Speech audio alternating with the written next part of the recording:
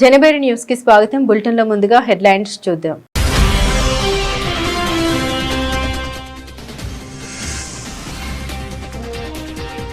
ప్రతి రైతు ప్రకృతి వ్యవసాయానికి చేరువ కావాలి. పండుగల సాగిన విజయవాడలోని రెండో రోజు సేంద్రియ మేళా.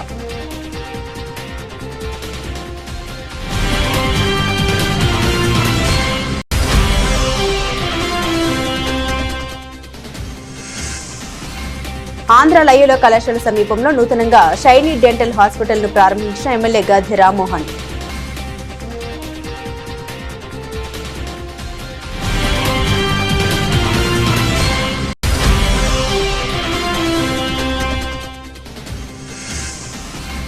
ఆంధ్ర యూనివర్సిటీలో ఆర్ఎస్ఎస్ శాఖపై దాడిని నిరసిస్తూ ఎస్ఆర్ఆర్ అండ్ సివిఆర్ కాలేజీ వద్ద శనివారం ఏబీవీపీ కార్యకర్తల ధర్నా.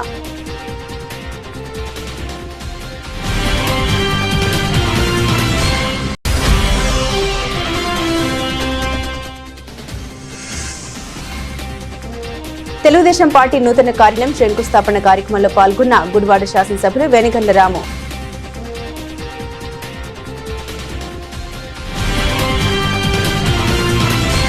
నేల ఆరోగ్యం, రైతు శ్రేయస్సు, సమాజ శ్రేయస్సుకు, భావితరాల బంగారు భవిష్యత్తుకు కీలక మార్గమైన ప్రకృతి సేద్యం, ఆర్గానిక్ ఉత్పత్తులపై ప్రతి ఒక్కరికి అవగాహన కల్పించి సేంద్రియ సాగును ఒక ఉద్యమంలో ముందుకు తీసుకెళ్లేందుకు ఎన్టీఆర్ జిల్లా యంత్రాంగం, రైతు సాధికార సంస్థ, society for vibrant Vijayawada, Shreyas farmers society సంయుక్త ఆధ్వర్యంలో విజయవాడ ఇందిరాగాంధీ మున్సిపల్ మైదానంలో ఆదివారం జరిగిన రెండో రోజు ఎన్టీఆర్ ఆర్గానిక్ రైతోత్సవం విజయవంతమైంది. ఈ కార్యక్రమంలో భాగంగా ప్రజాప్రతినిధులు, అధికారులు, వివిధ అసోసియేషన్ల ప్రతినిధులు, ఔత్సాహిక రైతులు ఇలా ప్రతి ఒక్కరూ ప్రకృతి సాగును ముందుకు తీసుకెళ్లడంలో తమ వంతు భాగస్వామ్యం అందిస్తామని ప్రతిజ్ఞ చేశారు. దేశీయ గో ఉత్పత్తుల కేంద్రం, రైతు సాధికార సంస్థ, సేంద్రియ వ్యవసాయ ఉత్పత్తులు, bio inputs, PRITHU reason agri carbon project, one earth one life terrace garden, Sai Srinivas గోశాల, స్వయం సహాయక సంఘాల ఆర్గానిక్ ఉత్పత్తులు, దేశవాళీ వంగడాలు, ఆరోగ్యవనం తదితర స్టాల్ ఏర్పాటు చేసి ఆర్గానిక్ సాగుతో పాటు ఉత్పత్తుల ప్రయోజనాలపై అవగాహన కల్పించారు. ప్రభాల్ తోమర్, కిసాన్ లెడ్జర్, ఆశా కిరణ్, అమరావతి ఆర్గానిక్, రఘురాం, భూమి ఆర్గానిక్ తదితర ప్రకృతి సేద్యం ఉత్పత్తుల రంగ నిపుణులు మార్కెట్ లింకేజ్ లపై అవగాహన కల్పించారు. ఈ కార్యక్రమంలో AP building and other constructions workers advisory committee chairman G Raghuramaraju, జిల్లా joint collector S Ilakkiya, DPM Y Shankar Naik, Vijayawada RDO Kavuri Chaitanya, జిల్లా వ్యవసాయ అధికారి DMF Vijayakumar, AP chambers president P Bhaskar Rao, AP star hotels association president RV Swamy Ramana, Vijayawada hotels owners association Rachita Kalimisri తదితరులతో పాటుగా residential welfare associations, hotels association తదితరుల ప్రతినిధులు పెద్ద ఎత్తున ప్రకృతి సేద్య ఔత్సాహికులు పాల్గొన్నారు.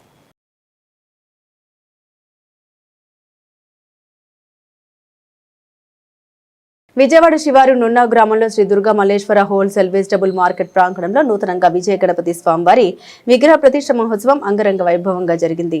విశేష సంఖ్యలో వ్యాపారస్తులు ఈ ప్రతిష్ఠ మహోత్సవంలో పాల్గొని స్వామివారి దివ్య ఆశీస్సులు పొందారు. విజయ గణపతి విగ్రహానికి 3 రోజుల పాటు శాస్త్రోక్తంగా పూజా కార్యక్రమాలు నిర్వహించామని ఈ సందర్భంగా హోల్సేల్ మార్కెట్ కమిటీ గౌరవ అధ్యక్షుడు భక్తుల దుర్గారావు తెలిపారు. నున్నా గ్రామంలో Shri Durga Malleswara wholesale vegetable market నిర్మాణం కొనసాగుతుంది. ఇందులో భాగంగా మార్కెట్ ప్రాంగణంలో నూతనంగా విజయ గణపతి ఆలయాన్ని నిర్మించారు. నూతనంగా ప్రతిష్ఠించిన విజయ గణపతి విగ్రహానికి 3 రోజుల పాటు శాస్త్రవేత్తంగా పూజా కార్యక్రమాలు నిర్వహించారు. 3 రోజుల పాటు హోమాలు, ప్రత్యేక ధూపదీప నైవేద్యాలతో స్వామివారికి అర్చన నిర్వహించి అనంతరం విగ్రహ ప్రతిష్టాపన కార్యక్రమాన్ని అత్యంత భక్తి శ్రద్ధలతో నిర్వహించారు. ఈ కార్యక్రమంలో Shri Durga Malleswara wholesale vegetable market అధ్యక్షుడు సామికుమ అజయ్ కుమార్, సహకారదర్శి దంగెటి రవికుమార్, కమిటీ సభ్యులు రెడ్డిపల్లి ప్రసాద్, సంపర ప్రసాద్, మధు, సకల ప్రసాద్ తదితరులు పాల్గొన్నారు. హోల్సేల్ వెజిటేబుల్ కూరగాయల మార్కెట్ సెక్రటరీగా ఉన్నాను. శ్రీ దుర్గా మల్లేశ్వర హోల్సేల్ కూరగాయల మార్కెట్ ఈ నూతన మార్కెట్లో ఈరోజు అంటే 22వ తారీఖుని వినాయకుడి గుడి ఇక్కడ ప్రతిష్ట జరిగింది. ఈరోజు చాలామంది భక్తులు అందరూ వచ్చి స్వామివారిని దర్శించుకున్నారు. 3 రోజుల నుంచి కూడా హోమాలు, పూజలు, అన్ని ఆశీర్వచనాలు అన్నీ జరిగినాయి. ఇక్కడ చాలా వైభవంగా జరిగింది వినాయకుడి గుడి ప్రతిష్ట. అందరూ కూడా మార్కెట్లో వ్యాపారస్తులు, హోల్సేల్ వ్యాపారస్తులు కానీ రిటైల్ అందరూ కూడా వచ్చి స్వామివారి దర్శనం చేసుకుని స్వామివారి తీర్థ ప్రసాదాలు తీసుకున్నారు. చాలా సంతోషంగా ఉంది. అందరికీ వచ్చిన వారి అందరికీ ధన్యవాదాలు తెలుపుకుంటున్నాం. అందరికీ నమస్కారం. నా పేరు బత్తులూరు గారు. ఈరోజు ఉన్న ప్రాంతంలో కూరగాయల మార్కెట్ ఏర్పాటు చేయడం, అలాగే ఆ మార్కెట్కి Shri Durga Malleswara wholesale vegetable market అని నామకరణం చేయడం, మరి ఈరోజు ఆ గణపతిని తీసుకొచ్చి విజయ గణపతిని తీసుకొచ్చి విగ్రహ ప్రతిష్ఠ చేయడం, 3 రోజుల పాటు ధూప నైవేద్యాలతో కూడా స్వామివారిని పూజలు చేసి ఈరోజు ప్రతిష్ఠితం జరిగింది.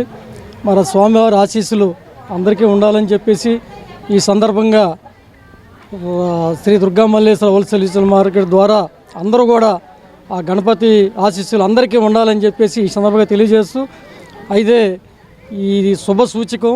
నున్న ప్రాంతం నడిబొడ్డు, అందరూ దూరం అంటే దూరం కాదు. ఎటు చూసినా కూడా హైదరాబాద్ నుంచి వచ్చే సరుకులు గొల్లపూడి, అంబాపురం ఇలా నున్న, అలాగే వైజాగ్ నుంచి వచ్చేవి కూడా ఇక్కడి నుంచి 15-18 కిలోమీటర్లు గన్నవరం టు నున్న, అలాగే చెన్నై నుంచి వచ్చే సరుకులు కూడా రామవరపాడు రింగ్ నుంచి 15-18 కిలోమీటర్లు ఉంటుంది. అందరికీ కూడా అందుబాటులో ఉంటుందని చెప్పేసి ఈ సందర్భంగా తెలియజేస్తూ, మరి కరోనా కష్టకాలంలో కూడా మా కూరగాయల మార్కెట్ వ్యాపారస్తులు అందరూ కూడా సహకరిస్తూ మా వంతు మేమున్నామని చెప్పి ఆ రోజు చాటుకోవడం జరిగింది.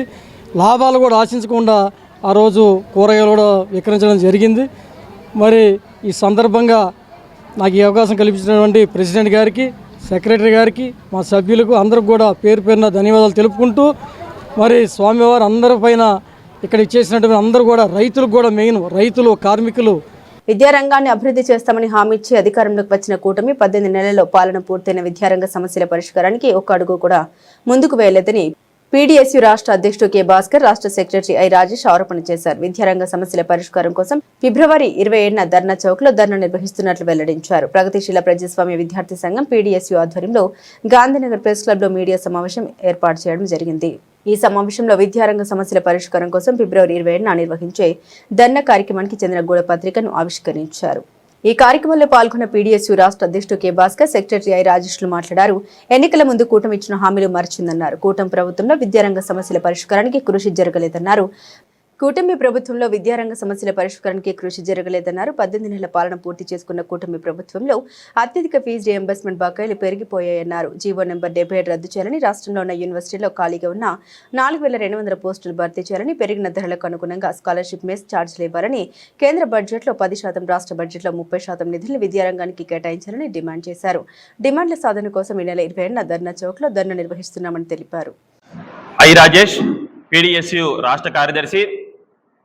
విద్యారంగానికి అధిక ప్రాధాన్యత ఇస్తామని, విద్యారంగ సమస్యలు పరిష్కరిస్తామని చెప్పి అధికారంలోకి వచ్చినటువంటి కూటమి ప్రభుత్వం 18 నెలల పరిపాలన పూర్తి చేసుకుంది, కానీ విద్యారంగ సమస్యలు పరిష్కరించడంలో పూర్తిగా విఫలమైంది.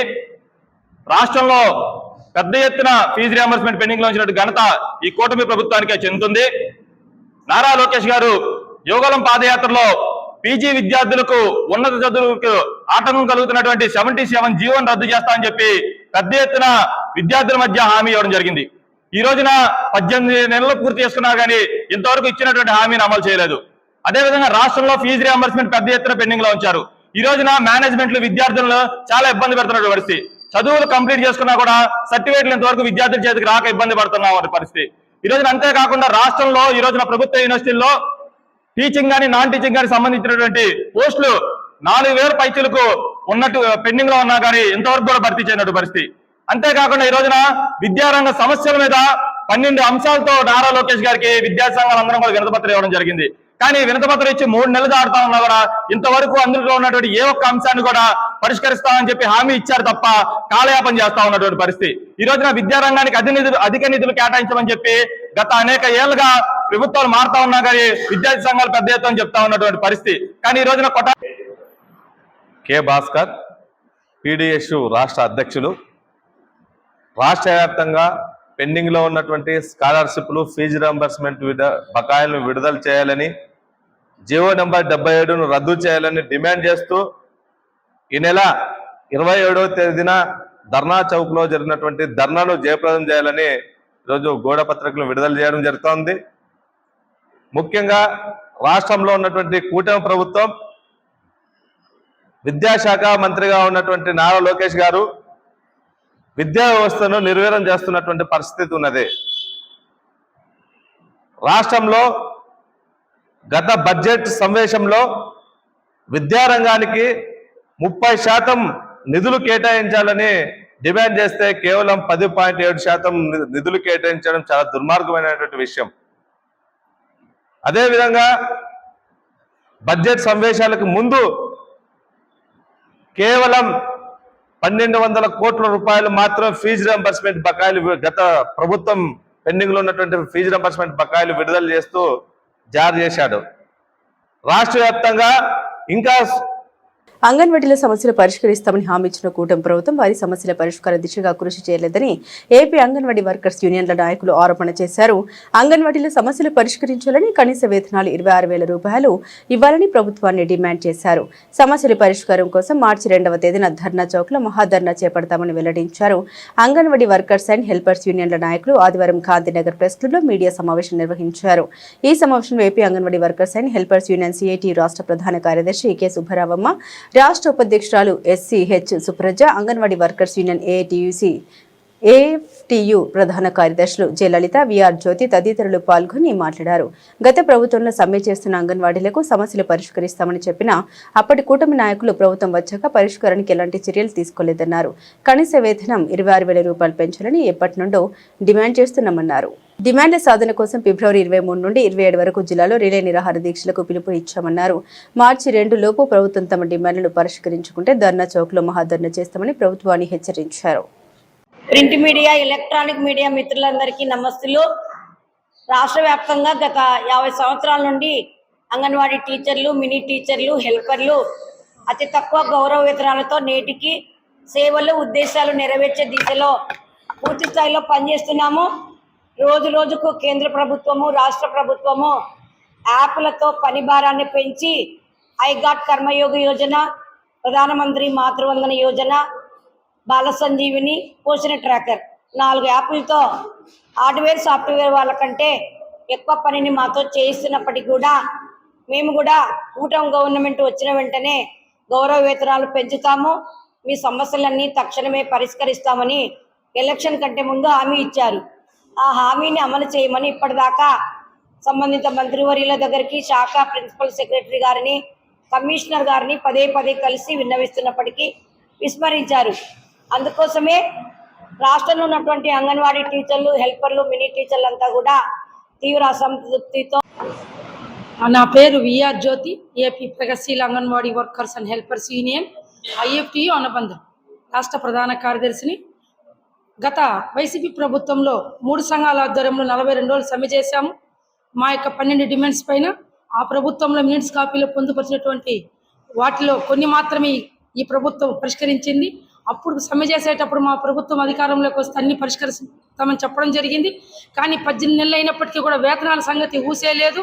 ఎన్నోసార్లు 3 సంఘాల ఆధ్వర్యంలో మంత్రులకు, అధికారులకు విన్నవించుకొని వినతి పత్రాలు ఇచ్చినా కూడా కొత్త ప్రభుత్వము చూస్తాం చేస్తామంటానే ఉంది తప్ప వేతనాలు పెంచే ప్రసక్తులు అయితే లేదు. 2014 నుంచి కేంద్ర ప్రభుత్వం పెంచలేదు, 2019 నుంచి కూడా యొక్క రాష్ట్ర ప్రభుత్వం పెంచలేదు. ఈరోజు రాష్ట్ర వ్యాప్తంగా 1,05,000 మంది వర్కర్లు ఉన్నారు. దేశవ్యాప్తంగా 26 లక్షల మంది అంగన్వాడీ వర్కర్లు ఉన్నారు. 10 కోట్ల మంది లబ్ధిదారులకు మా యొక్క సేవల్ని మేము అందిస్తున్నాము. కనీసం 50 సంవత్సరాలు పూర్తయి 51వ సంవత్సరంలోకి అడుగుపెట్టిన సందర్భంగా కూడా ఇప్పటివరకు కూడా సీనియారిటీని బట్టి శాలరీస్ ఇవ్వడం లేదు. గత 4 రాష్ట్రాల్లో ఇక్కడికంటే ఎక్కువ వేతనం ఇస్తున్నారు. రాష్ట్ర వ్యాప్తంగా 55,000 సెంటర్లు, 1,10,000 మంది అంగన్వాడీ కార్యకర్తల ఒకే ఒక కోరిక, వేతనాలు పెంచాలి. 2019 నుంచి నేటి వరకు రూపాయి వేతనం పెంచలేదు. కానీ ధరలు మాత్రం ఆకాశాన్ని అంటాయి. మేము అనేక దఫాలుగా పోరాటాలు చేసి వేతనాలు పెంచండి అని చెప్పి అడగటం జరిగింది. గత ప్రభుత్వంలో 42 రోజుల పాటు సమ్మె చేసినప్పుడు ఇప్పుడు ఉన్న ఎమ్మెల్యేలు కానివ్వండి, మినిస్టర్లు కానివ్వండి, ముఖ్యమంత్రి గారు కానివ్వండి, వీళ్ళందరూ కూడా టెంట్ల దగ్గరకు వచ్చి మా ప్రభుత్వం వస్తే మీకు న్యాయం చేస్తాము అన్నారు. కానీ నేటికి న్యాయం అనేది జరగలేదు. మా ఏకైక డిమాండ్ వేతనం పెంచాలి. ఎట్టి పరిస్థితుల్లో అంగన్వాడీ వర్కర్లకి, హెల్పర్లకి, మినీ వర్కర్లందరికీ కూడా, ఎందుకంటే పక్కన రాష్ట్రాలు ఇప్పుడు 13,800 తెలంగాణలో అంగన్వాడీ వర్కర్లకు ఇస్తున్నారు, హెల్పర్లకి కూడా 7,800 ఇస్తున్నారు. రేపుగా ఇంకో రోజులో మళ్ళీ వాళ్ళకి వేతనాలు పెంచుతున్నారు. ఆల్రెడీ జీవో కూడా స్టార్ట్ అవుతుంది. కానీ మనకి ప్రకటన కూడా చేశారు. కానీ మన రాష్ట్రం వచ్చేసరికి మనకి 19 నుంచి నేటి వరకు రూపాయి పెంచనే పరిస్థితి. అందుకని ఇంకా మాకు వేరే విజయవాడ నగరంలో నూతనంగా షైనీ డెంటల్ క్లినిక్ ను ఏర్పాటు చేశారు. లయల కాలేజ్ సమీపంలో తమ 3వ బ్రాంచ్ ప్రారంభించడం ఎంతో సంతోషంగా ఉందని 14 ఏళ్ల వైద్య రంగంలో వేలాది మందికి దంత వైద్య సేవలు అందించామని అన్ని రకాల అడ్వాన్స్డ్ ట్రీట్మెంట్ సౌకర్యం ప్రజలకు కల్పిస్తున్నట్లు డాక్టర్ లహరి కిరణ్ ప్రసాద్ తెలిపారు. ఆంధ్ర లయల కళాశాల సమీపంలో నూతనంగా షైనీ డెంటల్ హాస్పిటల్ ను ఏర్పాటు చేశారు. తూర్పు నియోజకవర్గ ఎమ్మెల్యే గద్దె రామ్మోహన్ ముఖ్య అతిథిగా వీచేసి హాస్పిటల్లో లాంఛనంగా ప్రారంభించారు. అనంతరం హాస్పిటల్లో అందిస్తున్న వైద్య సేవల వివరాలను డాక్టర్లను అడిగి తెలుసుకున్నారు. ఈ సందర్భంగా డాక్టర్ లహరి, డాక్టర్ కిరణ్ ప్రసాద్ మాట్లాడారు. 2012 సంవత్సరంలో మాచవరం ఆంజనేయ స్వామి గుడి సమీపంలో మొదటి షైనీ డెంటల్ హాస్పిటల్ ఏర్పాటు చేశామని, అనంతరం సింగ్ నగర్ లో 2వ బ్రాంచ్ ను ఏర్పాటు చేయడం జరిగిందన్నారు. లయల కళాశాల సమీపంలో తమ 3వ హాస్పిటల్ ఏర్పాటు చేసినట్టు తెలిపారు. గత 14 ఏళ్లుగా ఎంతో మంది రోగులకు అత్యుత్తమ దంత వైద్యాన్ని ప్రజలకు అందించడం జరిగిందన్నారు. సైంటిఫిక్ అండ్ అడ్వాన్స్ ట్రీట్మెంట్ తో అత్యాధునిక పద్ధతుల్లో దంత వైద్య పరీక్షలు, దంత ఆపరేషన్ నిర్వహిస్తున్నట్లు వివరించారు.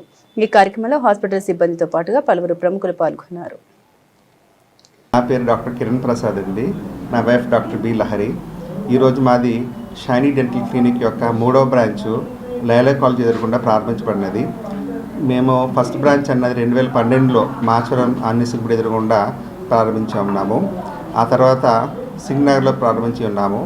గత 14 ఇయర్స్గా ఎన్నో ఆధునికమైన దంత వైద్యం మేము అందించి జరుగుతున్నది. ఇంకా ఈ చుట్టుపక్కల పరిసర ప్రజలకు కూడా మేము మంచి సైంటిఫిక్గా అడ్వాన్స్ ట్రీట్మెంట్ ఇవ్వాలని ఆలోచిస్తున్నాము.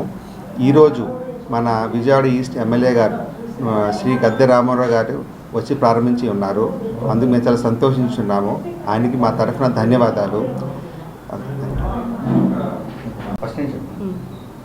షైనీ డెంటల్ క్లినిక్ 3వ బ్రాంచ్ ఓపెనింగ్కి గద్దె రామ్మోహన్ రావు గారు మన ఎమ్మెల్యే గారు వచ్చి ప్రారంభించారండి.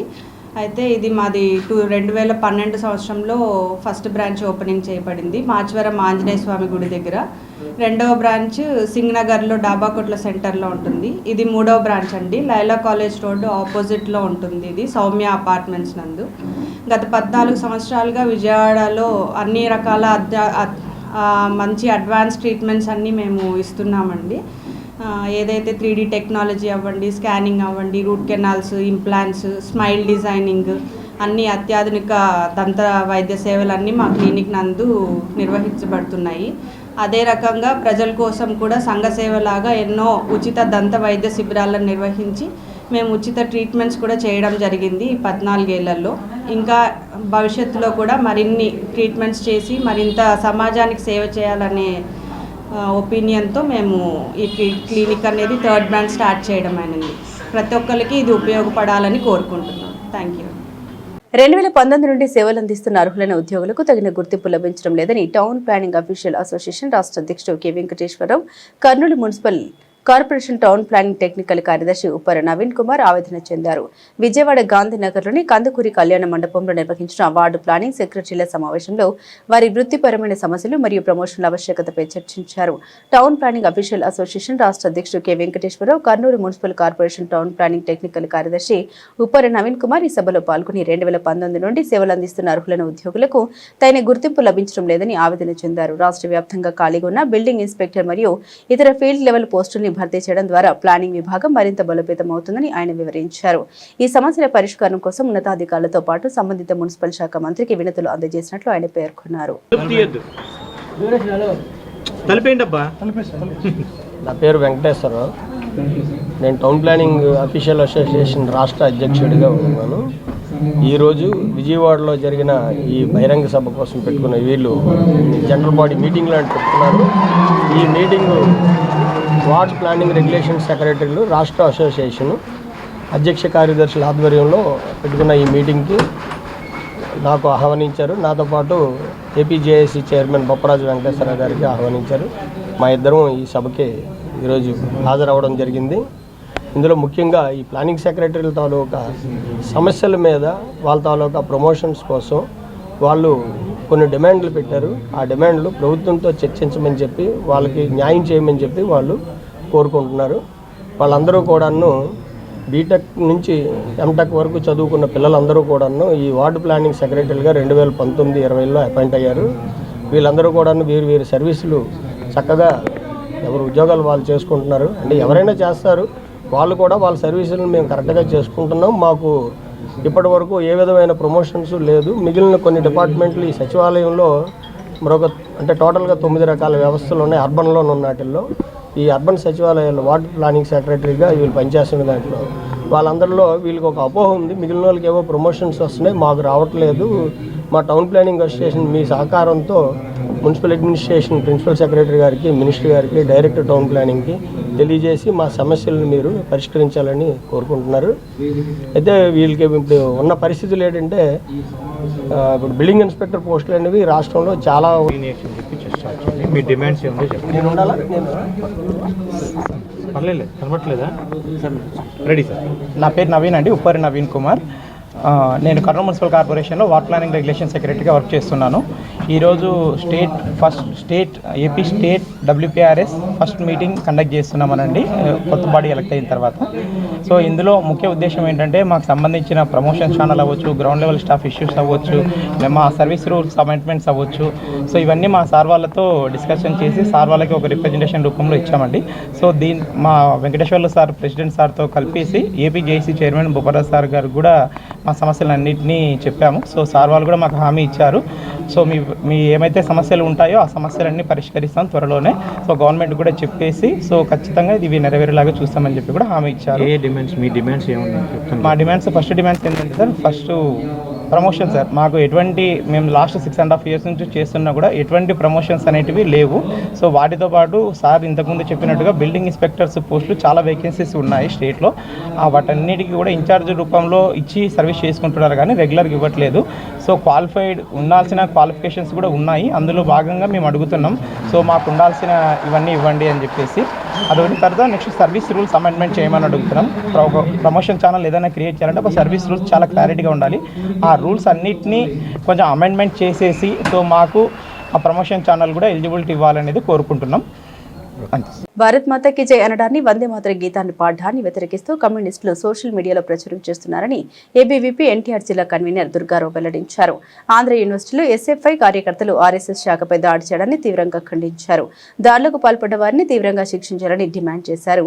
ఆంధ్ర యూనివర్సిటీలో ఆర్ఎస్ఎస్ శాఖపై దాడిని నిరసిస్తూ ఎస్ఆర్ఆర్ అండ్ సివిఆర్ కాలేజీ వద్ద శనివారం ఏబీవీపీ కార్యకర్తలు ధర్నా నిర్వహించారు. ఈ కార్యక్రమంలో ఏబీవీపీ ఎన్టీఆర్ జిల్లా కన్వీనర్ దుర్గారావు పాల్గొని మాట్లాడారు. ఆంధ్ర యూనివర్సిటీలో వందే మాతర గీతం 150 సంవత్సరాలు పూర్తయిన సందర్భంగా ఆర్ఎస్ఎస్ శాఖ నిర్వహిస్తోందన్నారు. యూనివర్సిటీలో శాఖ నిర్వహించడం కొత్త కాదని, అన్నదిగా అక్కడ శాఖలు నిర్వహించబడ్డాయన్నారు. వందే మాతర గీతం 150 సంవత్సరాల సందర్భంగా ఈ నెల 17వ నిర్వహిస్తున్న ఆర్ఎస్ఎస్ శాఖపై ఎస్ఎఫ్ఐ కమ్యూనిస్టులు దాడి చేయడాన్ని ఖండిస్తున్నామన్నారు. దాడికి పాల్పడ్డ వారిని కఠినంగా శిక్షించాలన్నారు. ఇటువంటి దాడులు జరగకుండా చూడాల్సిన బాధ్యత ప్రభుత్వాలు ఉందన్నారు. నా పేరు దుర్గారావు, ఏబీవీపీ ఎన్టీఆర్ జిల్లా కన్వీనర్.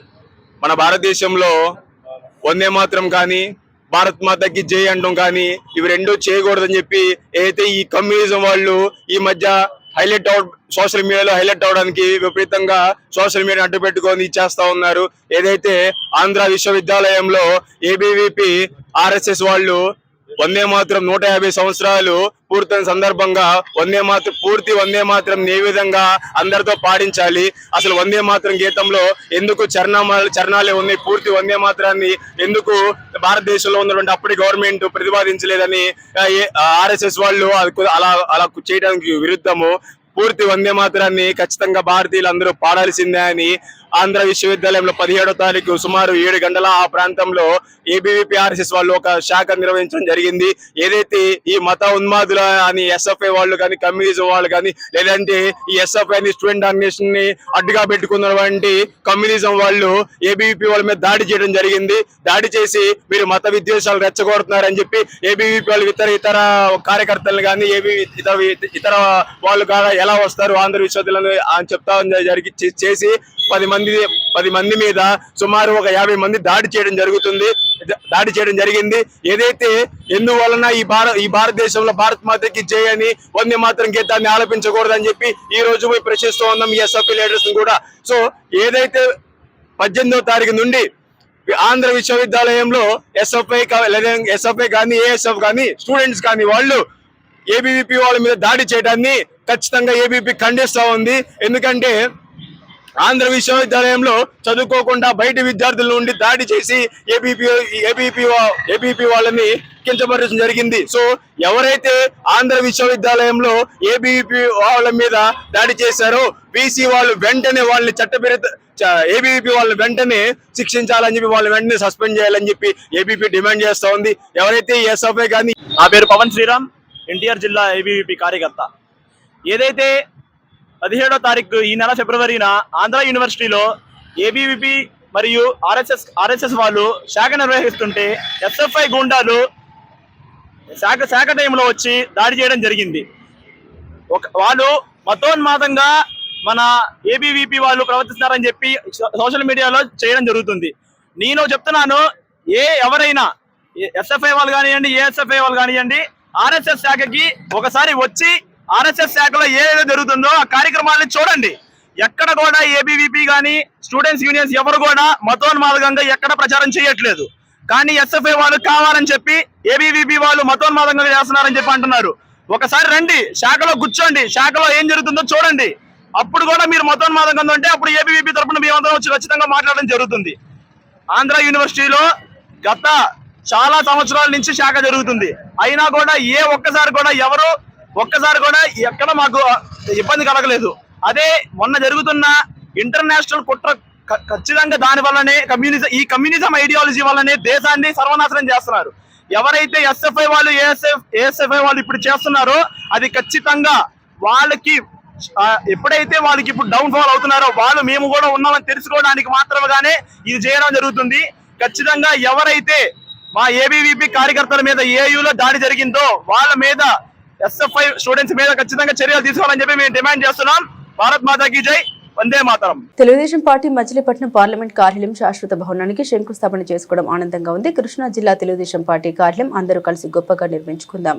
ఎమ్మెల్యే వెనుగళ్ల రాము ఈ కార్యక్రమంలో జిల్లా మంత్రివర్యులు కొల్లు రవీంద్ర గారు, జిల్లా టీడీపీ అధ్యక్షులు గౌడ కార్పొరేషన్ చైర్మన్ వీరంకి గురుమూర్తి, ఎమ్మెల్యేలు Yarlagadda Venkatrao, Bode Prasad, Varla Kumar Raja, Kagitha Krishnaprasad, MLC Panchumarthi Anuradha, APS RTC chairman మరియు మాజీ ఎంపీ శ్రీ కొనకల్ల నారాయణరావు, మాజీ MLA APS WC chairman Rao Venkateswararao, మాజీ ఎమ్మెల్యే బూరగడ్డ వేదవ్యాస్, మాజీ ఎమ్మెల్యే వైవీబీ రాజేంద్ర ప్రసాద్, రాష్ట్ర మరియు కూటమి నాయకులు, కార్యకర్తలు, ప్రజలు, తెలుగు యువత పాల్గొన్నారు.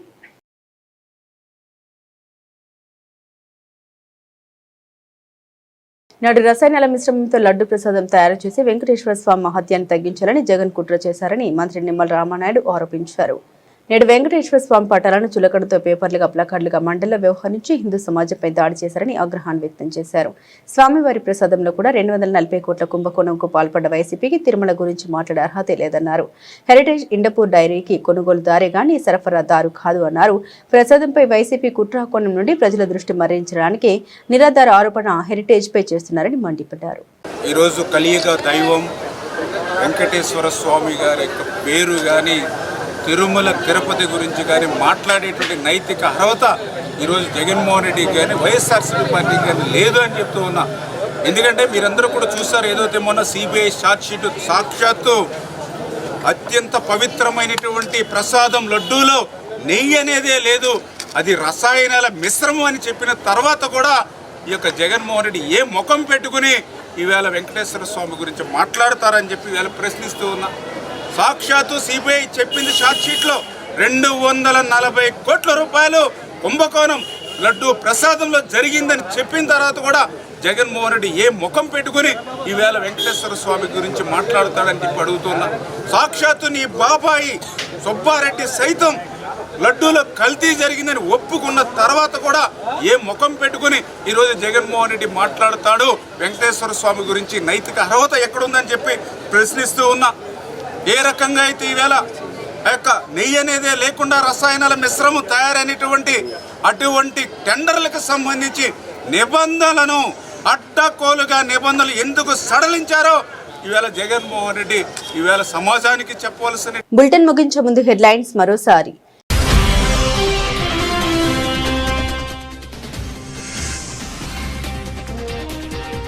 ప్రతి రైతు ప్రకృతి వ్యవసాయానికి చేరువ కావాలి. పండుగల సాగిన విజయవాడలోని 2వ రోజు సేంద్రియ మేళా.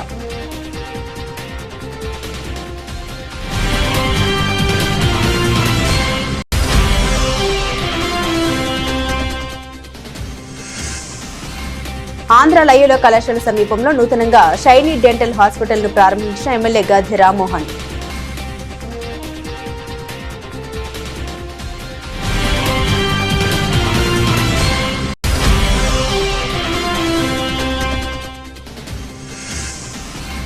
ఆంధ్ర యూనివర్సిటీలో ఆర్ఎస్ఎస్ శాఖపై దాడిని నిరసిస్తూ ఎస్ఆర్ఆర్ అండ్ సివిఆర్ కాలేజీ వద్ద శనివారం ఏబీవీపీ కార్యకర్తల ధర్నా.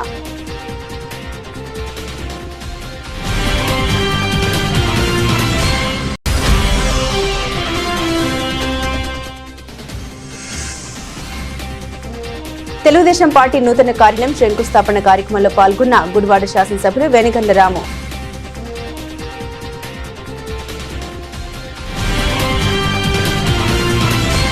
ఇవి బులెటిన్లోని విశేషాలు. తిరిగి మరో బులెటిన్తో మళ్ళీ కలుసుకుందాం. అంతవరకు సెలవు. నమస్కారం.